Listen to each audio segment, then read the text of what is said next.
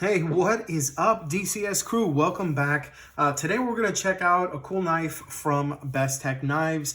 This is Bestech's model number BG27C, also known as the Mako. Now, this actually, this actually has, it's a liner lock, deep carry clip, G10, very nicely contoured scales, and very nice pattern to it. Great jimping, satin grind, stonewash flats, a nice fuller, thick, robust blade stock, and K110 steel, which is essentially the cousin of D2 steel and CPM D2, kind of like how M390, CTS 204P, and 20CV are similar. It's kind of like, you know, brothers from different mothers, if you will. Okay, beautiful liner lock, I want to say it's a polished liner lock. It is skeletonized in the inside, runs on bearings. Awesome flipper, blue grayish G10, and that deep carry clip that has some skeletonization to it and is polished. So there you have it, guys. This is the Bestech Mako, and we're going to go ahead and check this out right after the intro.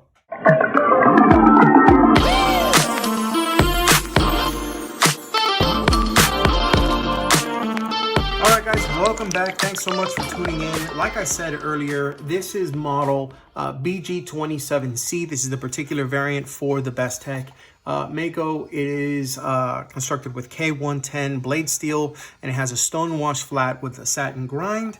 This version is a grayish blue G10 with texturing on the scales that is hella freaking awesome, by the way. Nice little deep carry clip. It's got skeletonization practically everywhere, whether it's the liner lock side, the show side, or the pocket clip, which is kind of weird, but it is what it is. Spacing is a little odd on the circles that are on here as well, which I kind of found weird, but you know, it is what it is. You do get the Bestech insignia not only on the blade, but you get it on the pivot. So it does have the pivot screw on one side and the Bestech insignia on the other. I don't like the fact that this is a free spinning pivot, so that if something happens and you red Loctite it, or you lock it too hard, it could be a little bit difficult to go ahead and take that apart. It shouldn't be from the get-go. The liner lock I like because what they've done is they've actually done partially flat and partially textured liner lock, so it's enough for you to be able to get your thumb in there and be able to go ahead and access it.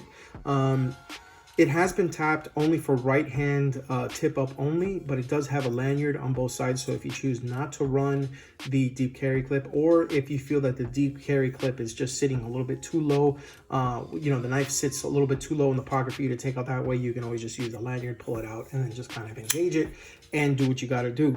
Speaking of engagements, the action on this is flawless because of the fact that it is a thicker knife. It does have a thicker stock for the blade, and that makes it very, very easy and a pleasure to be able to flick open and to go ahead and close. It is running on bearings, and for being a larger knife to run on bearings, okay, I'm a bit conflicted because of the fact that the truth is, this knife is meant to be, a larger, tougher use knife. It's part of their more budget line. But the issue with that is that if you're going to have a worker knife, I would much prefer to have something like this, sacrifice to, not be on bearings, sacrifice the action just to make sure that I don't have to constantly take it apart once I've been using the crap out of it and I get a bunch of gunk and stuff inside that can clog up the bearings. It's just me, but that's why there are knives like the Ontario Rat No. 1 that seem to be on everybody's list when it comes to,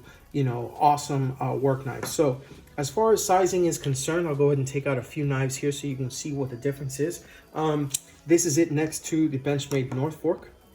This is it next to the SOG Terminus XR. Let me go ahead and take this one out of the way. This is the ProTech SBR. And this is the ProTech TR3. Now, is there another one that I can kind of throw in here? Yeah, I do have one more. It's actually very similar in size. It is the CJRB Centros. That's the Dylan Mallory design. Swipe right for Dylan.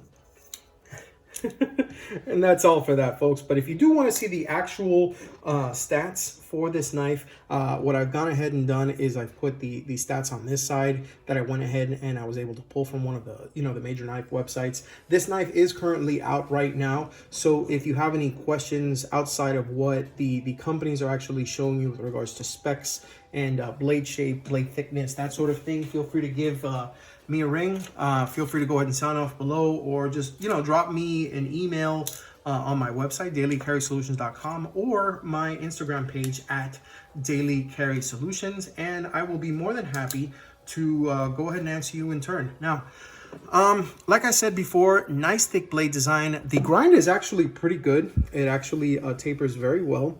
You start to see it taper a bit more aggressively right here where the fuller ends, right to the tip, and the tip seems to be ground pretty evenly. It's actually, it's a little bit more on this side than it is this one, so I do take that back. And then the grind isn't so bad for being, you know, a Chinese knife. You see that edge right here, the bevel. Just kind of show that from hilt to tip. And then on the other side, it's a little light here. But the truth is, that's nothing that can't be solved with a KME. And I really like how what they've done is they have that very nice grind, that satin grind, and they have that fuller that separates it between it and the stonewashed finish. You have the K110 designation there, and you have the Bestech knives insignia right there. Those are the only two markings on the blade itself. The jimping is actually slightly raised to be able to give you a little bit more purchase and control while you're using this blade.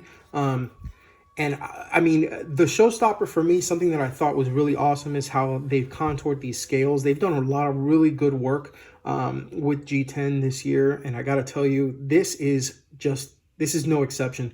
What they've done is they've kind of contoured the scales here to where this is kind of like milled a bit, and it kind of thins it out so that this kind of svelte little hourglass kind of look here is kind of peppered with these lines, as you can see. And it's like that on both sides. And it gives you a really nice tactile feel to them. It allows you to be able to get a good grip on them. And let me see what you have. No! Sorry about that, guys. I had a quick temporary emergency that I had to take care of. But back to the weight of this knife. You would think that this knife, you know, it actually handles like a knife that is much lighter than it actually is. And the reason why is, like I mentioned before, is due to just the weight savings all around the knife, even on the pocket clip like they did here, which doesn't seem to be pretty symmetrical in length between these three circles.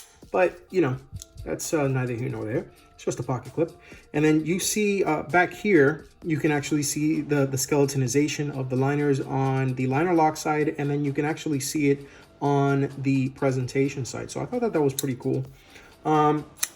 This, for being, you know, the size that it is, like you saw, you know, it is significantly bigger than most of the medium and the smaller knives in my collection. And even for something, you know, along the lines of, you know, the same length as the CJRB Centros, which is pretty close, but even at that, it is still a little bit bigger.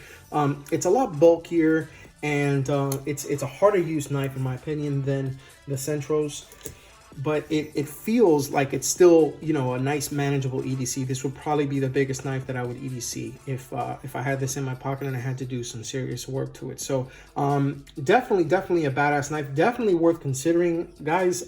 If you guys are interested in checking this out, just remember it is the Bestech Mako, and it is model number BG27C for this particular variant, with the blue-gray G10 scales, and that satin grind with the stonewashed flats in K110, which is essentially, you know, K10 to D2 is kind of like M390 to 20 CV. It's you know, similar dads, different moms, I guess, if you will. Now that said, guys, just remember, whether you EDC the Mako, whether it's another Bestech knife, hell, you could even you know, EDC the Benchmade North Fork, which is another badass USA made blade. This being made in China. Just remember, if you EDC, think of DCS. Huge thanks to Bestech Knives for allowing me to go ahead and check out this particular knife. If you have any questions, feel free to check out their page. Feel free to go ahead and comment below, or reach out to me on my Instagram at Daily Carry Solutions, and I'll be more than happy to go ahead and help you out. Now, I gotta go. This is the worst part of the video when I gotta say see you later. It's not goodbye, it's just see you later. So take it easy, guys. Peace.